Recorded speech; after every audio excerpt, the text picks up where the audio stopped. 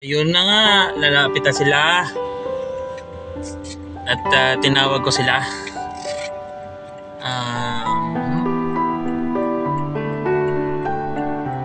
Tatawid na sila.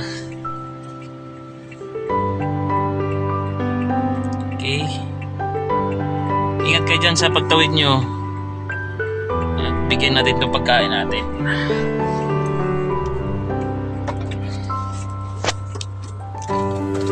Yung sa kabila tayo, sa kabila. Dito kabila.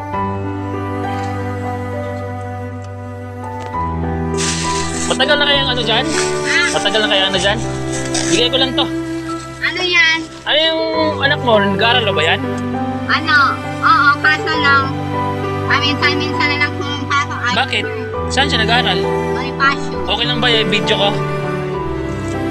Para naman, baka mamaya lagi kong dumadaan dyan baka may gustong tumulong, di ba? Saan nag-aaral yan? Bonifacio. Bonifacio dito sa Taguig? Pasay. Sa Pasay. Ilang taon na yan, te? 7? Ano lang, ano nga eh. Hindi ka nakaano. Ngayon, Kinder yan eh. kinder. Dapat grade 1 na yan eh.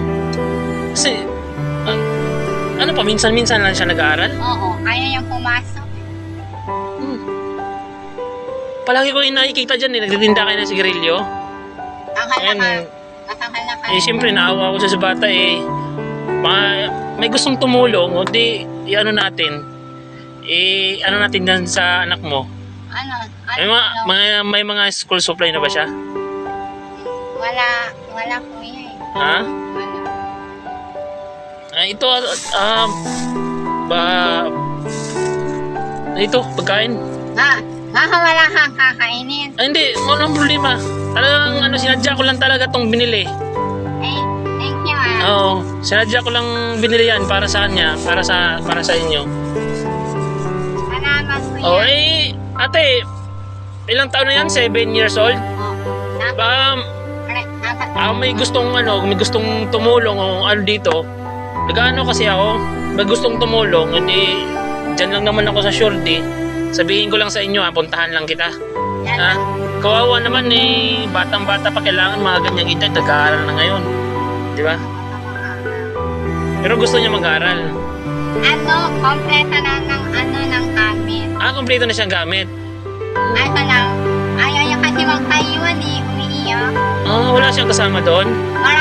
Marami siya, mga classmates. May mga classmates. Paano lang na siya, kompleto na naman. May sapatos na. May sapatos na, ano na. Kawawa naman. Sige.